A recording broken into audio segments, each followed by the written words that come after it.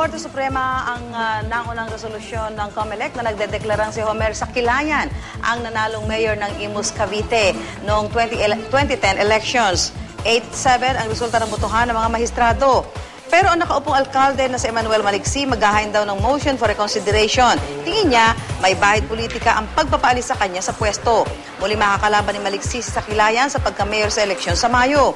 Naupo si Maliksi sa pwesto noong December 2011, matapos ding mapaalis ang nooy nakaupong si Sakilayan alinsunod sa desisyon ng lower court sa Imus. Hiling naman ni Sakilayan, wala na sana maging aberya sa pag-turnover ng pamamahala ng lungsod ng Imus. Hanggang sa huling sandali, pinakipaglaban ko yung aking karapatan, yung mandatong ibinigay sa akin ng aking mga kababayan.